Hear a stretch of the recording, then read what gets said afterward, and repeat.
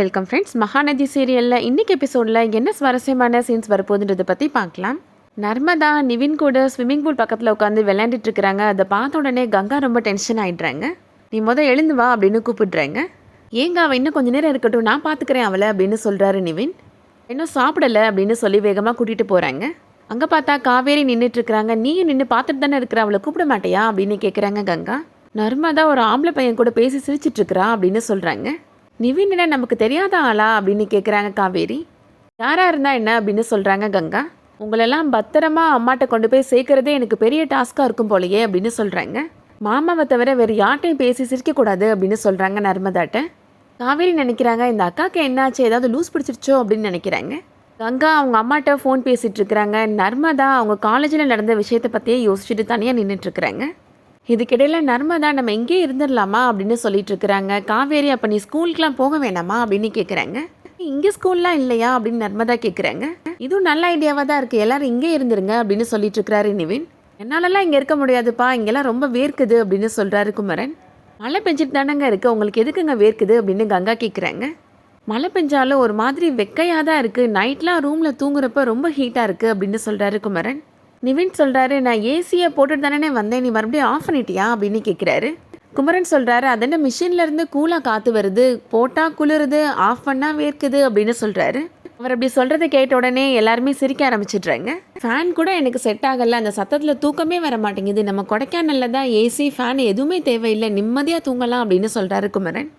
நிவின் இப்போ ஒரு கதை சொல்கிறாரு. எங்கள் பாட்டி ஒரு கதை சொல்லியிருக்கிறாங்க. பட்டிக்காட்டா ஒருத்தன் ஸ்வீட் ஸ்டாலுக்கு வந்தானா சென்னைக்கு அப்படின்னு சொல்கிறாரு.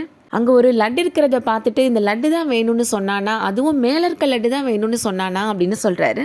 அதென்ன மேலே இருக்கிற லட்டை போய் கேட்குறீங்க அப்படின்னு கடைக்காரன் கேட்டானா அப்படின்னு சொல்கிறாரு. அது என்னென்னா கண்ணாடியோட ரிஃப்ளெக்ஷனில் லட்டு மேலே தெரியும்ல, அதை கேட்டிருக்கிறான் அப்படின்னு சொல்லி எல்லாருமே சிரிக்கிறாங்க.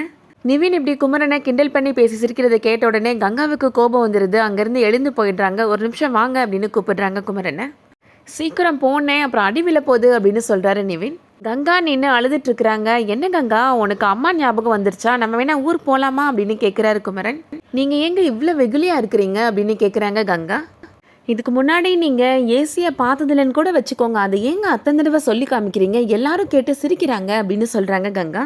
அந்த நிவினு கொடைக்கானலில் இருந்தவன் தானே, என்னமோ அவனுக்கு எல்லாம் தெரியுன்ற மாதிரி பேசுகிறான் அப்படின்னு சொல்கிறாங்க. நர்மதா முன்னாடி உங்களை கிண்டல் பண்ணுறான், நாளைக்கு நர்மதா உங்களை மதிப்பாளா அப்படின்னு கேட்குறாங்க கங்கா. அவனுக்கு எல்லாம் தெரியும்னே இருக்கட்டும், ஆனால் நீங்கள் ஏங்க இப்படி வெகுலியாக இருக்கிறீங்க, அடுத்தவங்க பேசி சிரிக்கிற மாதிரி அப்படின்னு சொல்கிறாங்க. இதெல்லாம் ஏன் உங்களுக்கு புரியவே மாட்டேங்குது அப்படின்னு கங்கா கேட்குறாங்க. மறுபடியும் அங்கே போய் உட்காருங்க, உங்களை ஜோக்கர் மாதிரி எல்லாரும் ஜோக் சொல்லி சிரிக்கட்டும், நீங்கள் அப்படியே ஈன்னு சிரிங்க அப்படின்னு சொல்லி கோவப்பட்டுட்டு போகிறாங்க. நர்மதா இப்போ அவங்க வராங்க. மாமா என் கூட விளையாட வரீங்களா அப்படின்னு கேட்குறாங்க. மாமா கொஞ்சம் நேரம் கழிச்சு வரேன்டா அப்படின்னு சொல்கிறாரு குமரன். அக்கா ஏதாவது திட்டிச்சா மாமா அப்படின்னு கேட்குறாங்க நர்மதா. ஆனால் ஒன்றும் இல்லை அப்படின்னு சொல்லிடுறாரு குமரன். குமரன் இப்போது டெரஸில் தனியாக உட்காந்துட்ருக்கிறாரு. என்னண்ணே இங்கே தனியாக உட்காந்துட்ருக்குற அப்படின்னு நிவின் கேட்குறாரு. நான் இங்கே வந்திருக்கவே கூடாதுடா அப்படின்னு சொல்கிறாரு குமரன். ஏன்னே இங்கே கிளைமேட் பாரு, மழைலாம் பெஞ்சிருக்கு, இதனால என்ஜாய் பண்ணனே அப்படின்னு சொல்கிறாரு குமரன். நான் அப்படி தான் நிவின், குளத்தில் போட்ட கல் மாதிரி அசையாமல் இருப்பேன், என்னை யாருக்குமே பிடிக்காது அப்படின்னு சொல்லி ரொம்ப ஃபீல் பண்ணி பேசுகிறாரு. இதுக்கிடையில் நர்மதா காவேரிட்ட அக்கா மாமாவை ஏதோ திட்டிருச்சு போல், அவர் ரொம்ப ஃபீல் பண்ணுறாரு, நீ வந்து என்னன்னு கேளுக்கா அப்படின்னு கூட்டிகிட்டு வராங்க. நிவின்ட்ட குமரன் சொல்கிறாரு, நீ என்னை பட்டிக்காட்டான்னு சொன்னல, அதனால அதுக்கும் சேர்த்து என்னை திட்டா கங்கா அப்படின்னு சொல்கிறாரு. காவேரி நர்மதாட்ட டிவியில் விஜய் படம் ஓடுது போய் பாரு அப்படின்னு சொல்லி அனுப்பி வச்சிடுறாங்க. அக்காவுக்கும் உங்கள் மேலே அவ்வளோ லவ், அதனால தான் திட்டுறா அப்படின்னு சொல்கிறாங்க காவேரி.